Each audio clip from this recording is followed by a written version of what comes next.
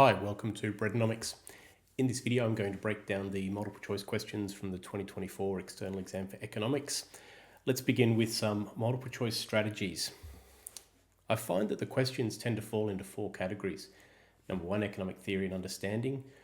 Second category is around cause and effect.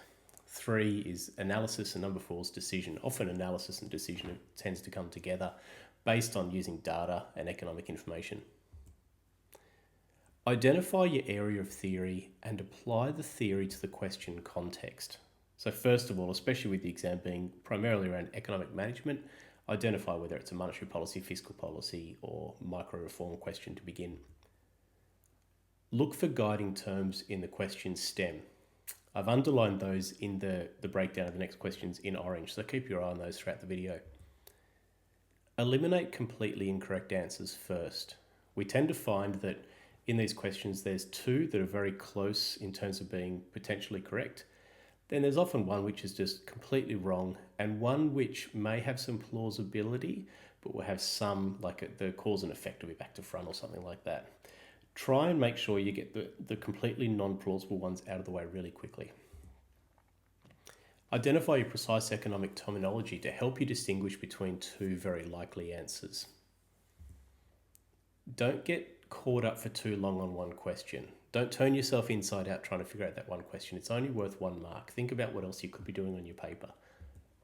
And finally, trust yourself. If you have an instinct that an answer is correct, and if you're well prepared for the exam, you're likely correct. We've all been in that situation where we've selected a response, looked at it later on, second guessed ourselves, and our second choice we put down turns out to be the incorrect one. So back yourself, people. It's really important here. Give yourself a good chance. Question 1. In the Australian federal budget, the spending component that has increased most significantly over the past 5 years is. So that increase most significantly is my guiding term I'm thinking about. 4 choices there for you. We can see this is a fiscal policy question. It shows some current economic understanding. A provides precise terminology. B, C, and D are really just generic. And so I'm just going to take a punt, and the correct answer is the A, using the precise terminology. Question 2, the principal medium objective of monetary policy is to. So we have a monetary policy question. A is not an objective of monetary policy. B doesn't really meet the terminology used by the Reserve Bank, so I'm just going to put a question mark next to that one. C is not specifically a principal objective, but D definitely is. So this is kind of an easy question once you work through it and you focus on that principal medium-term objective, the guiding term. Question 3, ceteris paribus, all else remaining equal. What is the effect of a significant increase in migration to Australia? So now we can see it's like a cause or an effect question. I can eliminate the first 2 answers because we don't use the terminology that supply curves or demand curves expand. They shift to the left or the right. So that gets me down to C and D. C is just incorrect. Aggregate supply shifts to the right with the increase in migration. And so D here is like the most likely, the plausible answer. Everyone needs somewhere to live. So the housing demand curve would definitely shift to the right. Question 4. At which point in the economic cycle should an increase in the cash rate have the desired effect? So here we see this idea of a theory and effect question. So the increase in the cash rate will exert a contractionary effect on the economy. So at points 1 and 2, we'll go A and B, we see the high, like number 1 is the highest rate of increase of economic activity. B, we're seeing we're still at the peak, but we're already slowing down in activity. We're already past that increasing activity. C is a trough, and D is a trough. So it's going to be either 1 or 2. I guess what we've got to look at is the most desired effect is to slow the rate of economic activity, and that would place us at A at point 1. Question 5, which is an example of an automatic stabilizer? So we have a fiscal policy question here. The idea of automatic stabilizers, we see where they influence the level of economic activity throughout the cycle without any discretionary adjustments by government. It's a set and forget style policy. So A, infrastructure expenditure is going to be discretionary policy. as would be B, subsidies for electric vehicles. That's going to be a choice by the government of the time. C, unemployment benefits. The benefits are paid to more people as unemployment increases, so we do see a stabiliser effect with that one. And D, payments are independent of the economic cycle to veterans. They won't fluctuate based on the level of economic activity. And so the correct answer on this one here is definitely C. Question 6. Pay attention to these ones. You're lucky that they've put it in bold. Which of the following is not an aim of microeconomic reform? So, micro reform policies that aim to increase our economic output in the long run. So A, reducing unemployment in the short run. Automatically we can see that it's short run, so it's not long run, so it's not micro reform. B, microeconomic reform seeks to achieve increases in productivity in the long run or improvements in productivity. Same for C and same for D. And so the correct answer on this one here is not an aim, is A. Question 7 stumped me for a minute, and so I had to go back and really read the stem again. Ceteris paribus, a shift in the long run aggregate supply curve should occur when, and importantly here, the question doesn't state whether the shift is left or right. It's just a shift. And long run aggregate supply is essentially the productive capacity of our economy. So A, household savings ratio falls. Well, we'd see that would change, influence demand. It wouldn't influence supply. B, the average pension age decreases. Weird, I don't know why that would happen, but it's plausible in terms of decreasing the supply of labour. So we'd see a shift to the left of the LRAS, the reduction in the productive capacity of our economy.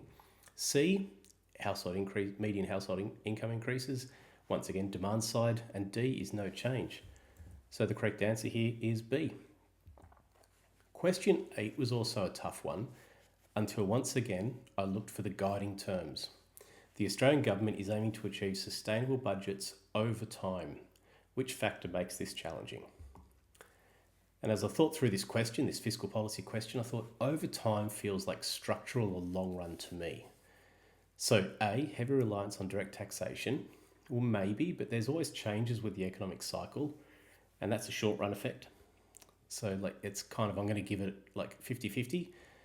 Higher retirement age of employees, no. The higher retirement means there's more labour working, so that would actually give more taxation revenue or taxation paid to the government. C, an ageing workforce, changes the demographic structure of the economy. There's a structure word there, and so once again with my over time, my feeling of structural long run, I can kind of put that one in the plausible category. And greater infrastructure funding after national flood events. Well, natural events are outside the planning of government, and so it doesn't to me feel like something that's like the overtime and structural. So I went with C, and that's the correct answer at this point. So here's an example of knowing the terminology, knowing the guiding terms in the stem of the question, and linking it to the precise terminology in the choice of answer. Question 9, assume the economy is at a trough in the economic cycle. You're then given 3 pieces of economic information. Tighter overseas monetary policy expected to contribute to weak global GDP growth, or weaker. International supply chains are reducing. Okay, so shift in supply to the left. University sector is moving to online teaching to reach international students. Feels like a shift to the right of supply in the international teaching sector. What should the monetary policy stance be after the updated economic data is taken into account? We don't know the current stance, but after this information is taken into account. And I think the easiest way to attack this question was that in the data, which information directly aligns with the theory of effects of monetary policy? You're analysing, making some choices. So A makes sense. And B, neutral, because income flow between sectors is balanced. The reasoning, you can't determine that from the information. C, neutral, because supply chains are developing new routes. That justification actually is contra to what is in the economic update information. And D, contraction, because the economy is expanding. We can't determine that either. In this case, we see that A is the correct answer. Question 10. We see some data here. We see 8 pieces of data, and ceteris paribus, which are the appropriate economic management decisions? So we have a choice here. We're looking at economic management. In the data, we've got to think about which information aligns to monetary policy and which to fiscal policy. Now, the thing is first, so I'll start again.